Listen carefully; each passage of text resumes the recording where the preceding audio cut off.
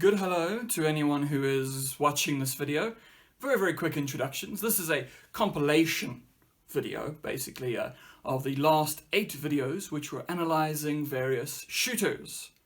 And this is just a compilation of all of them in one video to make it easier to watch them all if you so desired. So, we're going to start off with Bulletstorm. Bulletstorm is a 2011 game by People Can Fly, and it's all about the spectacle, all about that flashy boom boom bang bang, and that's great. Sometimes a story doesn't matter all that much, and you might even find that the narrative this game tries to tell is rather not great anyway. So let's just completely ignore it and look at the gameplay alone, because that's all that really matters in this case. Now, before we start looking at this a little more in depth, it's time to chat a little about what the game is for those who are unfamiliar. Bulletstorm is a first-person shooter that sees you racking up skill shots, which are special kills that use specific ways of dispatching enemies via primary, secondary, and environmental attacks. And every kill sees you gaining points, and those points can be poured into upgrades and ammo. And so the game incentivizes you to try and murder enemies in as aggressive a way as possible, so that you can get more currency to continue playing aggressively. It's violent, it's chaotic, and it's straight up entertaining. The central gameplay loop is engaging and the weapons are fun to use, but we didn't come here for some vague discussion, so let's go more in depth with this. Also, all the footage for this video was gathered while playing the overkill mode that you unlock once you finish the game once, and that mode gives you all the weapons and all the upgrades, so it's the most entertaining way to play. So, let's get to it. Non-gun combat.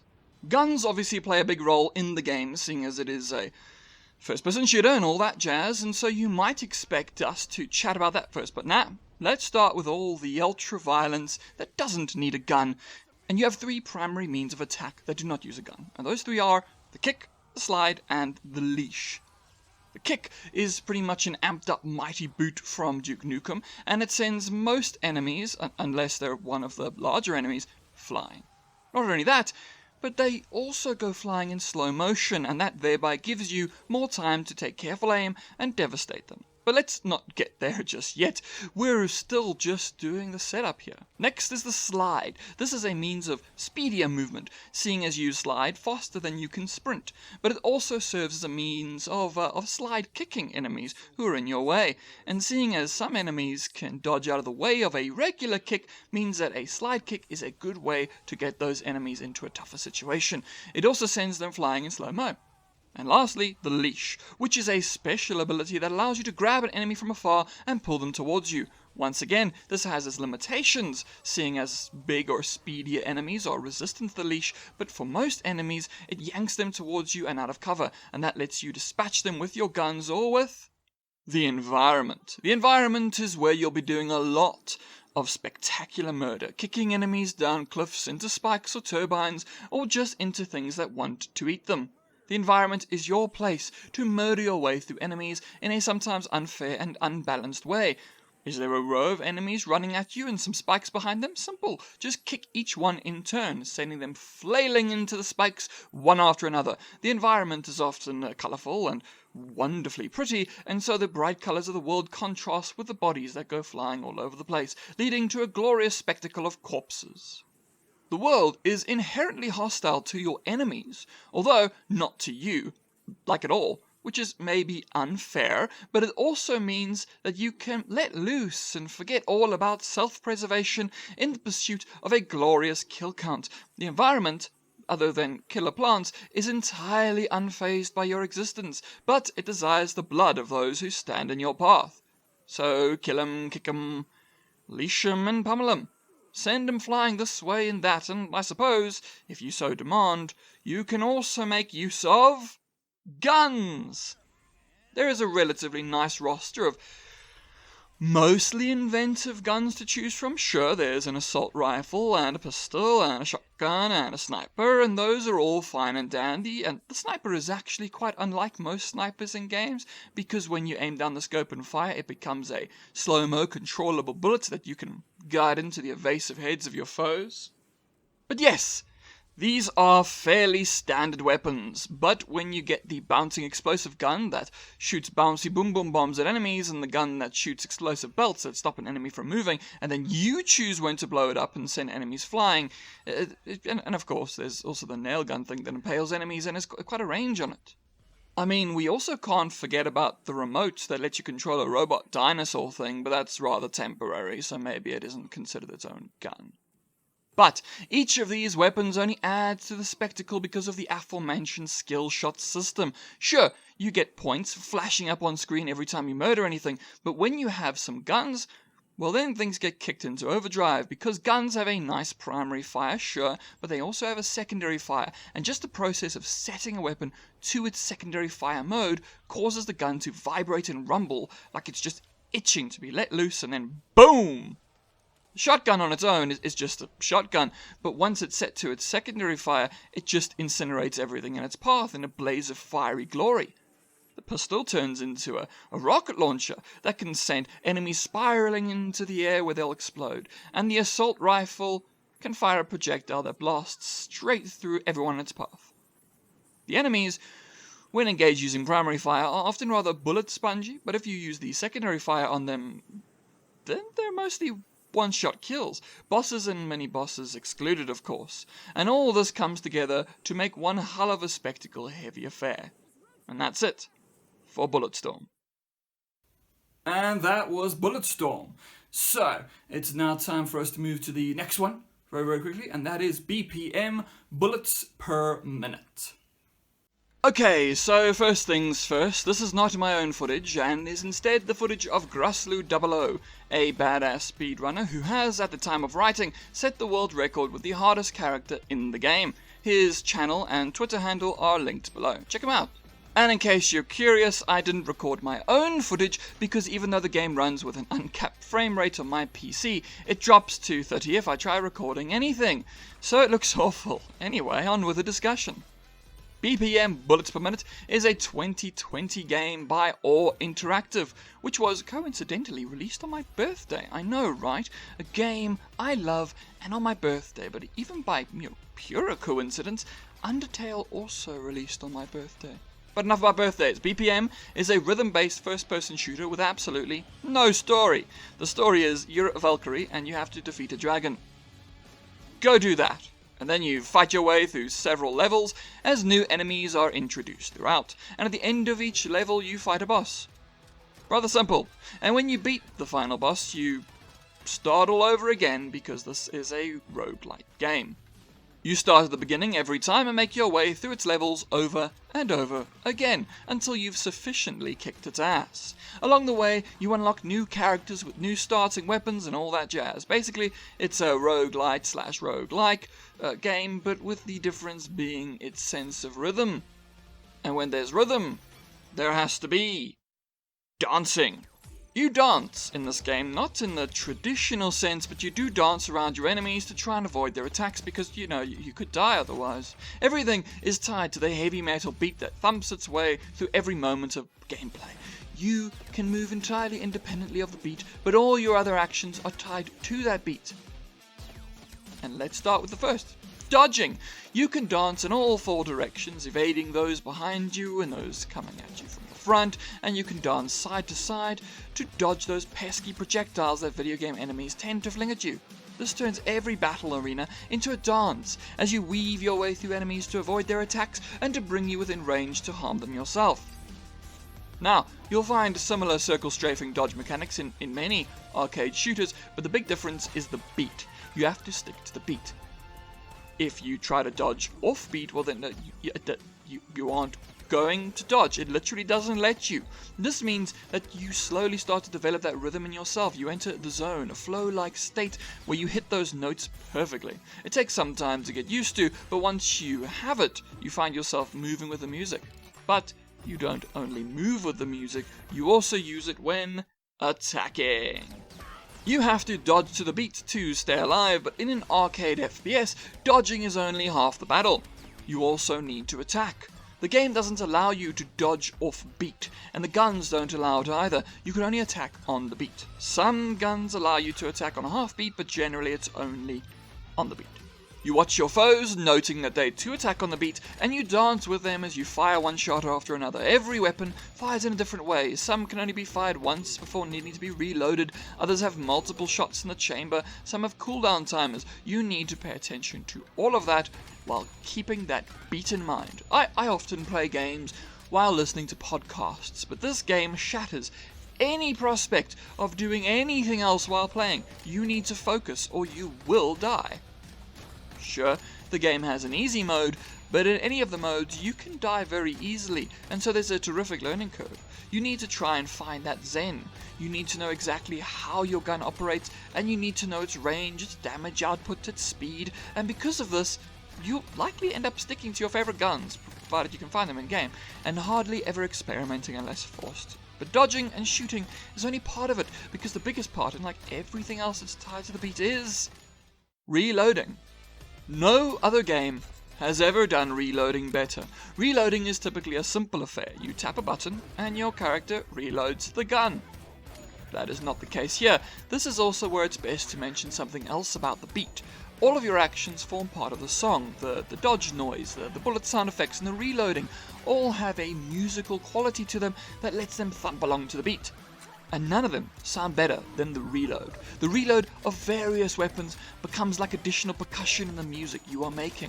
Every reload is tied to the beat, and every reload takes more than a solitary button press. A shotgun may need 3 presses, as one thumps it forward, another injects a shell, and the final one snaps it back into place, each of them forming part of the murderous melody you are orchestrating.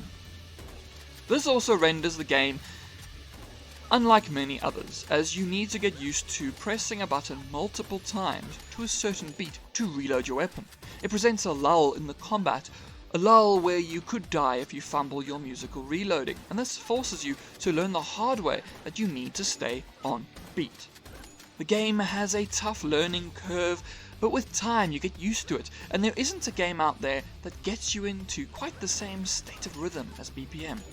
It's a remarkably unique experience that doesn't rely on fancy tech and pretty visuals. It's rather simple, but devilish to master, but you'll never have quite an experience like it anywhere else. And that's it for BPM, bullets per minute. Alright, and so that was it for BPM, and now we're moving into Doom. Doom 2016 is a game that came out in 2016, if you can believe it, and it was developed by id Software. It was a somewhat anticipated follow-up to the old Doom games, and promised to be more like the original 2 than the third one, which turned it into more of a horror game than an action title. It's brutal, bloody, and has a lot of ripping and tearing, which is rather on brand. Now, before we start looking at it properly, let's talk about it a wee bit. The game is a first-person shooter that has you waking up in a lab where demons have decided to visit, and it's up to you to murder your way through all of them. You grab your armor, your weapons, and you start wrecking shit up. You go from the lab to hell itself and kill as many demons as you can. It's a visceral experience, and one definitely worth having if you have any interest in action-packed games that have a story but don't really care about them. Hell's demons are invading. Isn't that enough of a story? And really, the main narrative comes through the protagonist's overall demeanor and animations. He's a superbly fleshed out character despite never speaking. And if you want more on that whole side of this, there's a Jim Sterling video linked below that discusses it. But that's enough of that. We're here to chat about what makes Doom 2016 such a great thing to play. So let's get to it. Regular attacks. You have regular attacks, I know, right? It's a revelation. But here's the thing about Doom's regular attacks. Sure, you have a bunch of guns, and each has a primary and a secondary attack. Actually, 2 secondary attacks you can toggle between. But it's those regular old secondary attacks that really make the magic happen. The guns themselves, when just pulling the regular trigger, are fantastic. The sound design, the animations on the gun itself as it recoils from each shot. Many primary attacks are simply superb on their own. For instance, the super shotgun doesn't even have a secondary attack because its primary attack is such a kick that it blows enemies away. But the chain gun, the plasma rifle, Gauss cannon, they all have these spectacular primary attacks, but you really need to use the secondary fire for them to shine. You see, while every gun fires great on its own, the secondary attacks add that additional flair, want to fire down a hailstorm of bullets with a machine gun, go ahead. But would you also like that same machine gun to pop out a couple missiles, want to shoot one rocket with the rocket launcher, or would you like to lock on and fire off all three at once? And each of these pops off with flair and destruction, and when you're close to an enemy and you shoot off the right thing, the bloody mess that you leave in your wake is all you need is feedback that you are the badass of the story. And all that just pushes you towards entering the zone. But we'll get back to that. Special attacks. However, those primary and secondary attacks are only the beginning. They're the main thing you'll use for most of the game, but often enough you get to use some other things. Let's just start with the least interesting one. Grenades. Grenades are a rechargeable item, and this makes them all the more usable. In many games you save your explosives for when you really need them, but seeing as they just keep coming back in this game, why not just keep throwing them? Why not just throw them one after another? But that's the least interesting thing here, because there are two systems in this game that work in tandem with each other, the glory kills and the chainsaw. When an enemy is weakened, you have the opportunity to perform a glory kill on them. And that is a prompt that sees you ripping the enemy apart with your bare hands. Maybe you pull off their leg and beat them with it, maybe you rip out their heart and stuff it in their mouth, who knows? But what you do know is that for every glory kill you commit, you get health, and that makes you more aggressive. Sure, I'm getting shot to hell, but if I can just get up close, I can get some of that health back. Puts you in the zone. The flow begins. And the chainsaw is similar. It's an instant kill weapon, provided you've got the fuel for it, and it will allow you to just carve up any enemy, aside from bosses, of course. And if the glory kills give you health, then what does the chainsaw get you? Well, it gives you ammo. So, when you're in a bind and you have no bullets left, just rush in there and cut them up, all of which adds to the flow, getting you to bounce from one enemy to the next. Lastly, the BFG. This thing just decimates any room you're in and kills mostly anything. It's a good palate cleanser. Dodging. Lastly, you need to move. You need to keep moving around. You need to dodge this way and that. You need to watch out for your enemies, because once you become attuned to them and how each of them attacks and moves, then you enter into the perfect Zen state. Then you start dancing. The melee enemies rush at you and you learn to watch out for them and you learn to hop aside and strike them from behind. But if it isn't a melee enemy, then maybe it's an imp throwing a fireball at you, and those projectiles can be dodged. In fact, nothing seems to hit you unless you're careless. If you get hit, it's your own fault. The projectiles follow a specific pattern. Follow that, and you'll dodge them all. The same with the few enemies who shoot lasers or rockets. You watch out for them, and then dart off behind cover or leap out of the way. The enemy types are so distinct that you can instantly assess what you're up against as soon as you enter an arena, and that'll add to the choreography. So get out there, Doomslayer. Get out there and into some flow and dance. And that's it for Doom 2016. And that was Doom. I know, so exciting. Anyway, next is Painkiller. Painkiller is a 2004 game by People Can Fly, and you may recognize them as the people who made Bulletstorm a few years later. But this was their first game, and was also a game released in the mid-2000s, and so it isn't exactly a pretty game. It has definitely aged, but with these kinds of arcade shooters, that doesn't matter much. You can easily distinguish who your foes are, and so what's the point in whining about what it looks like? So it's not pretty, but there are some other gripes that you can pick with the game before we get into discussing the stuff it does well. You see, the game uses that old school style mentality when it comes to level design, in that it can be a labyrinthian mess to find your way around, and so you may get lost in some of the levels. In addition, I remembered the game giving you all the guns a lot earlier than it actually did, and so I decided to just cheat for this video, because what the hell. The game is a lot better once you get all the guns anyway. And of course, there are the boss fights, some of the worst boss fights ever made, or at least in my opinion, irritating puzzle bosses that soak up damage like hell. So I cheated with them too, because fuck them. The game is best when you're far away from the bosses and just running and gunning.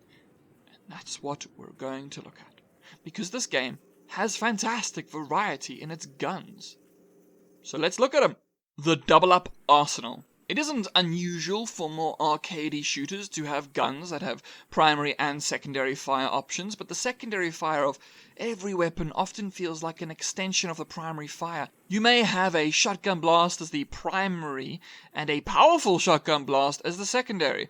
Not much there in terms of variety per se. Well, Painkiller doesn't go for that. Every gun has an alternate fire, and the alternate fire is essentially a second weapon. Every gun is actually two guns, and sometimes the connection makes some degree of sense. For instance, the shotgun has a regular short-range blast, like a normal shotgun, but it also has a freeze ability that makes most enemies vulnerable to a single blast. This actually becomes quite an overpowered combination.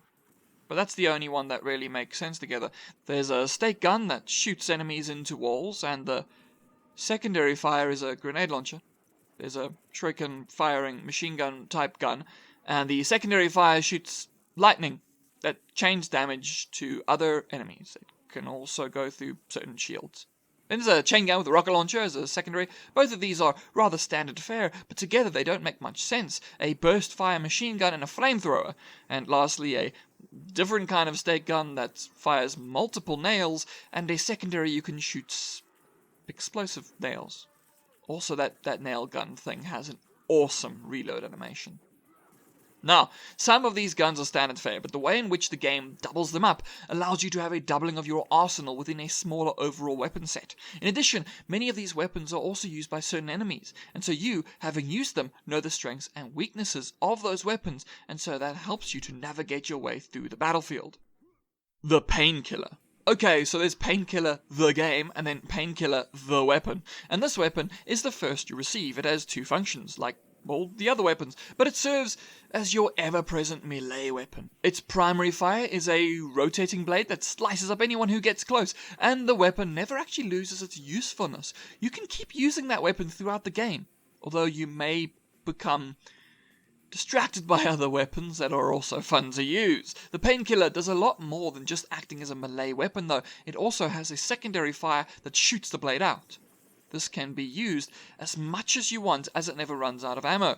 When you shoot the blade off, the melee function cannot be used, as you've just, shot the blade at someone, but it comes back instantly if you tap the button again, or if you hit an enemy. This weapon is your constant companion, and as a matter of fact, you can use the secondary fire at any time by clicking an assigned hotkey. I left mine as the default control key. So, your Painkiller is ever handy and waiting for you to use it. Berserk. The last aspect of the variety in weapons is your special Berserk ability, or as it's called in-game, Demon Mode, and you get this by collecting 66 pickups of enemy corpses. Presumably it's 66 because they were going for a 666 thing, but killing 666 enemies every time you want to use your Berserk attack may be asking a bit much of the player. Anyway, this Demon Mode is the perfect cap-off to the weapon variety. You have all your regular guns, sure, but sometimes you just want that extra push.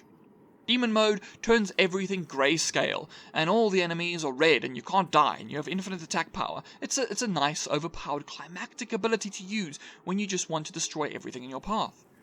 And so, you have all your regular guns, your special melee weapon, and the ever-accessible Berserk Mode that will see you blowing enemies apart with each click of the left mouse button. All of this comes together into a game that gives you a lot of variety in how you circle strafe around your enemies and deal them one death blow after another. And that's just fun all round. And that's it for Painkiller. Alright, so that one's done. Next up is, of course, as we're all expecting, The Darkness 2. The Darkness 2 is a 2012 game by Digital Extremes, the company that went on to make Warframe, and it has a strange history of sorts. You see, the first game was a console exclusive and never really made it that big. It was a different kind of game, a slower-paced first-person shooter with a range of abilities that you, Jackie, had at your command, and those abilities encompass the titular darkness, which is a monstrous creature that lives inside you and manifests as these demonic heads that come out your back and serve as an extra set of hands. You could dual wield weapons in the first game, and that was carried over into the sequel, but you also had your two demonic heads, and they had their own abilities. Well, the sequel decided to move away from the slower-paced stealthy action of the first game, and instead decided to give your light-hating monster a much more offensive set of abilities. Sure, you can still eat people's hearts, but now you can also smash people and impale them with spikes that you've picked up and thrown. It's gory and fun. So what makes it so great, other than the obvious greatness I just mentioned in passing? 2 hands. Alright, so you have 2 hands, like most of us do, but each of those hands can hold a weapon. So, you can dual wield any single-handed gun, like a pistol or Uzi, or you can ditch the dual wielding to use something two-handed like a shotgun or AK-47. When dual wielding, you lose accuracy because you can't aim down the sights, but you can fire them independently, which is great for when you've blasted through an entire submachine gun clip and now you need to use the other gun to shoot while you reload the first. It's simply satisfying to move through the world and gun people down in a more visceral sense. In addition, the game can be played without relying too much on the titular darkness, and that's great. You may not be able to get away with only using your guns during boss fights, but in the regular game, you can just act as if it's a cover shooter and take careful aim. Or, you can run down the corridor screaming as you unload clip after clip into your enemies, but then you may need to rely on more than just your 2 hands. 2 heads. Now, sure, you can't just use the guns, but that would be spoiling a vast majority of the fun. You can, on the flip side, rely almost exclusively on the darkness too. The darkness provides you with 2 main abilities, slash and grab. The slash has you slashing an enemy or thing in your chosen direction, and that can stagger or kill enemies, depending on where you've put your upgrade points, while the grabber allows you to grab things in the environment like pool cues or explosive barrels, and then you can throw them at your enemies. However, the grabber has an additional function, and that's to grab staggered enemies. You can grab them and then finish them off with a special finisher that in some way provides you with something. There's a finisher that gives you health, another gives you a shield, etc. You want to mix and match these to give yourself an advantage in battle.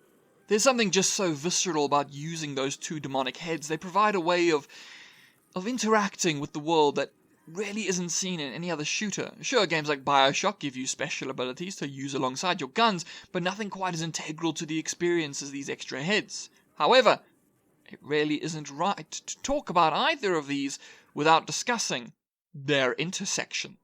As I've said before, you can play the game using either the guns or the darkness, but that's a horrible way to play. You want the combination of both sides.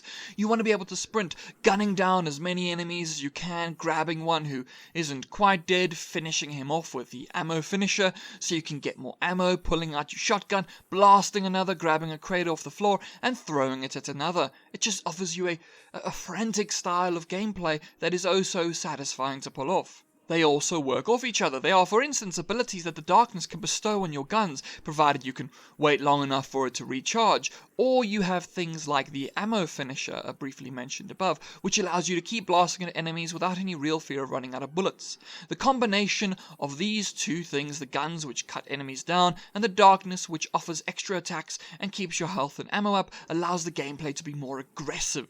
You are not encouraged to hide behind cover and shoot people. You can take damage. With every enemy you kill, you can eat their heart and regain health. Played recklessly. The narrative idea behind the darkness is that it's some ancient entity, and it will not let its host die. So it makes narrative sense for you to sustain multiple gunshot wounds. You can't die, so keep shooting and ripping through them. Now, you obviously can die in-game, because if you were invincible, it might make it a bit dull to play, but you are quite the tank regardless. You can sustain quite a lot of damage before you need to retreat, and that's great. Not every game needs to be super challenging. Some just need to give you a toy box filled with demonic powers and then let you run rampant. And what's also great is that the narrative is fun, and so, unlike many other mechanic-heavy games, the story is actually pretty alright. Not one of the best ever made. The first game is better in that regard, but a fun story and fun gameplay, well, that's a pretty good deal. So, go on, check out the Darkness 2, release your inner demon, and wage a one-man war against an evil organization that's out to get you. You'll have a blast. And that's it for the Darkness 2. Alright, so that was the Darkness 2. Next up is Superhot. Superhot is a 2016 game by Superhot Team, which has all the hallmarks of the team that made Sonic the Hedgehog, Sonic Team. Developer name aside, the game is one of the most innovative shooters ever made. The basic premise is this: time only moves when you do, although technically this is a bit of a lie, as time does move when you're not moving, but it's very, very slow. Basically, as you move, time speeds up, and so you need to approach the shooter like you'd approach a puzzle game. You enter each combat arena and you're faced with a puzzle. There are enemies that need to die, and you need to make sure that you yourself don't die. Rather simple. And you accomplish this by inching your way through the world, moving a few centimeters with every movement, making your way towards weapons, dodging attacks, and eliminating your foes. Now, one of the major things, before discussing some of the specifics in the following paragraphs, dodging is immensely important. You can move out of the way of bullets and enemy swings because everything is very strongly projected. Bullets leave streaks in their wake that help you move this way and that to avoid them as best you can. So, keep that dodging aspect in mind while we discuss the shooting. You can make use of a variety of guns in the game, and every bullet is a one-hit kill for you too, so avoid them bullets. And because of this, the guns present you with an interesting dilemma. You see, you can move through time incredibly slowly because you're the player character, but the same cannot be said of your enemies. They respond as if everything were moving in real time, and this necessitates some forward thinking. In most shooters, when you shoot, you typically aim at the enemy and then they fall down and die. This happens because bullets, in case you were unaware, move really, really quickly. So, where you aim, you hit. This cannot be said of Superhot though. The bullets move just as slowly for you as they do for your enemies. And so while they may not be able to dodge like you can, you do need to pay attention to where the bullets are going. If you shoot at an enemy's head, it likely won't hit their head unless they're standing still. You've aimed as if bullets were moving in real time. And in Superhot, you need to aim ahead of them. You can't aim where they are, you need to aim where they're going to be. Rather simple. And this principle has been used in games for ages when using slow weapons such as bow and arrows, but not with guns, because guns don't typically slow time down. And then, what do you do with the gun when it's run out of bullets? Well, you throw it, of course, and that leads to the throwing. Have you ever wanted to feel like a super badass? Some games kind of make you feel like a badass. You know, games like Doom 2016, you're a big, bad, murderous monster man and you rip demons' hearts out of their chests. And sure, that is pretty badass. But what about grabbing a cup off a table, throwing it at someone, they drop their gun because a ceramic cup exploded on their face, and you catch the gun midair and gun them down and their buddies?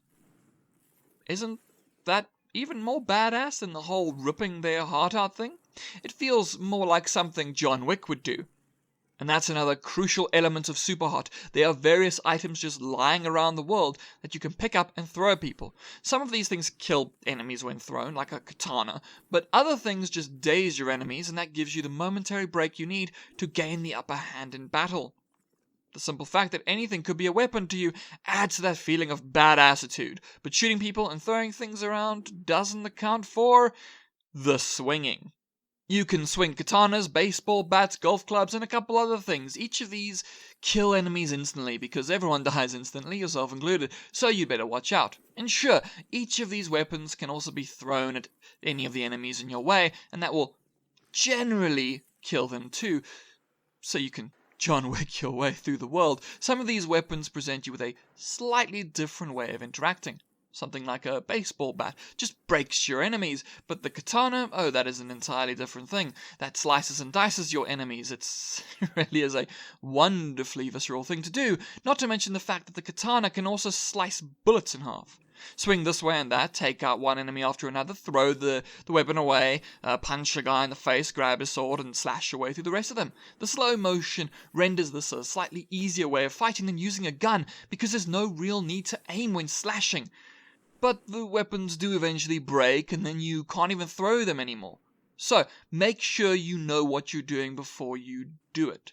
And that is Superhot, one of the most innovative shooters ever made. It also happens to have a pretty interesting narrative behind it, which is something you can't really say about many of the other games I've decided to analyze in this short series. Also, whenever you finish a level, you get to re-watch your gameplay with the speed back up to real time. And so you look like a massive badass, dodging every attack and taking down every enemy. It's just awesome to watch that playback.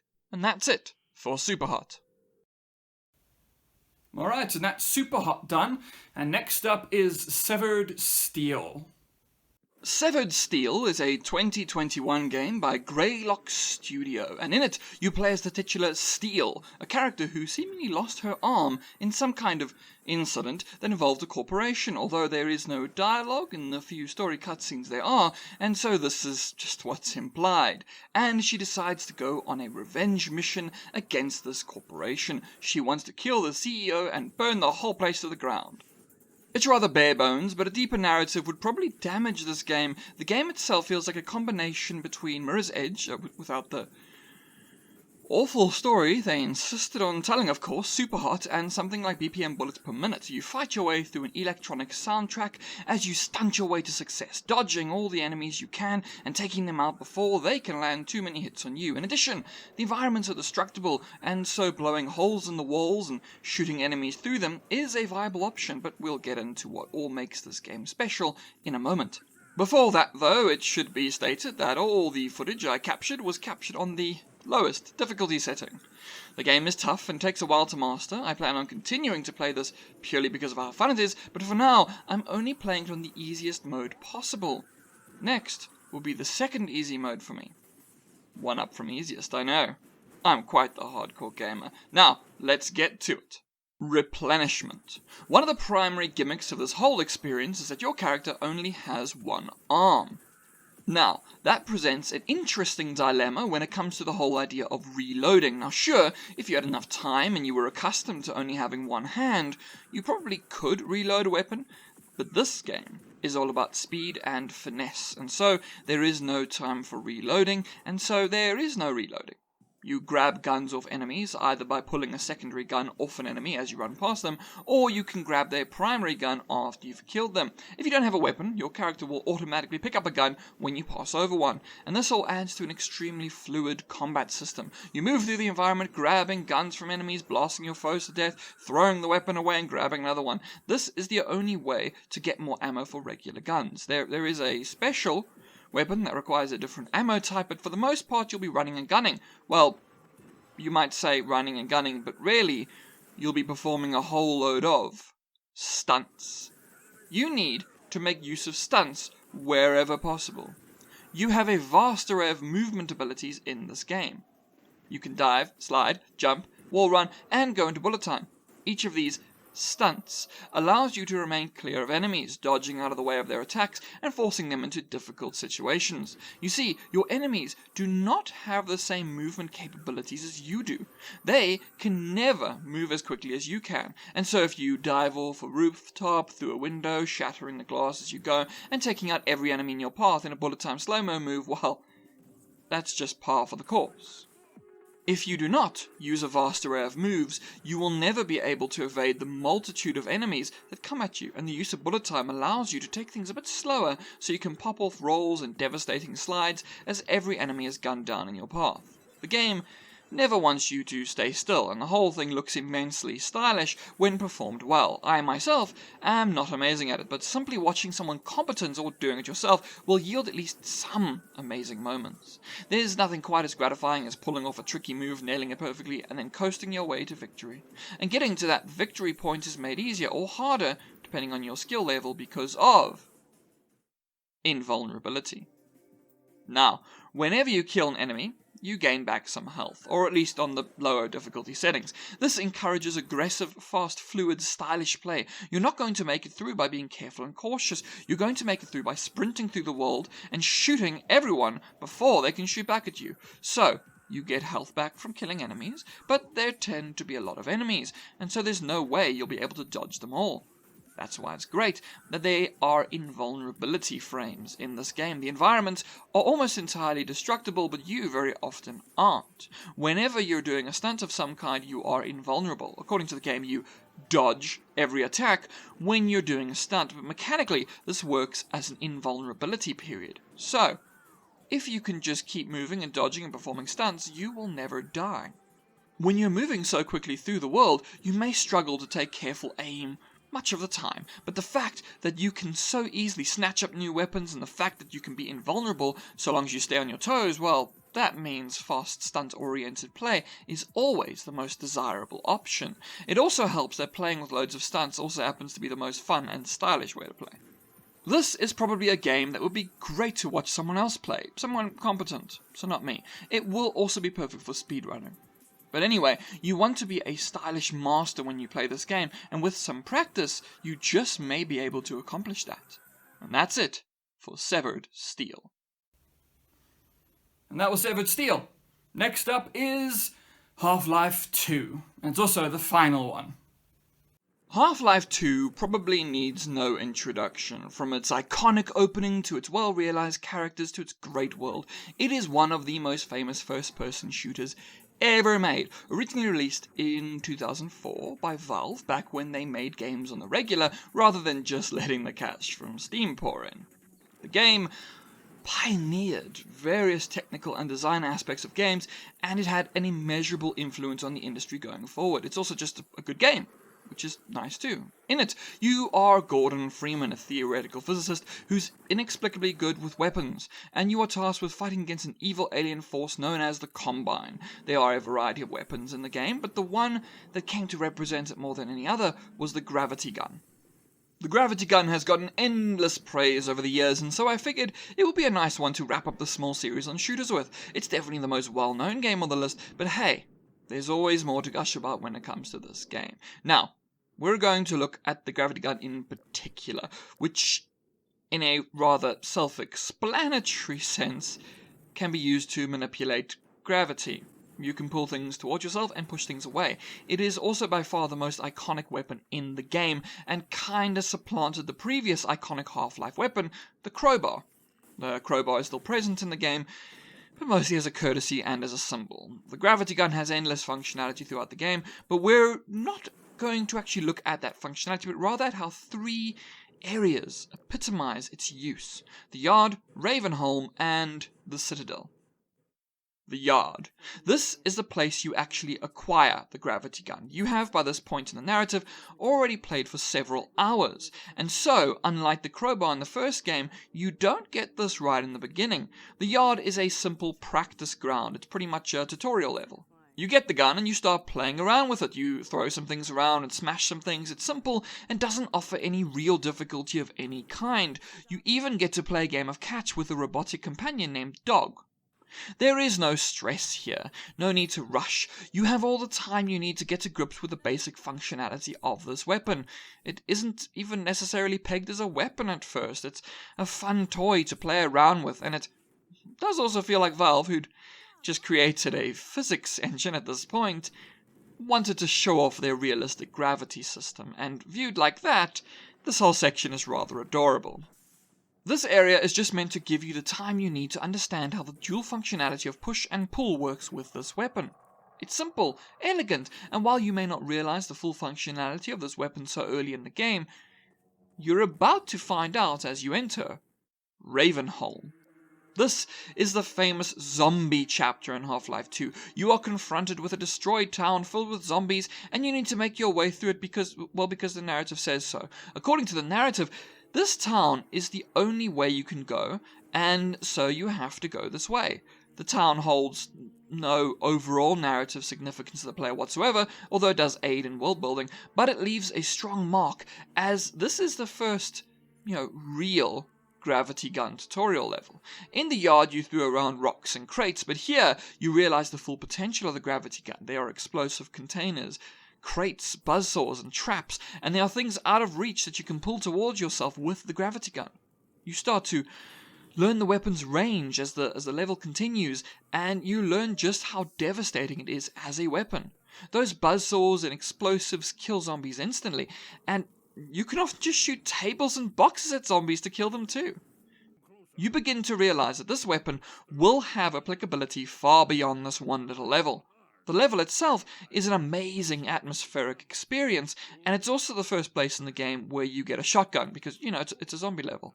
There has to be a shotgun, and while the shotgun and other weapons can be necessary in some parts of the level, you can finish most of it without ever needing a single other gun.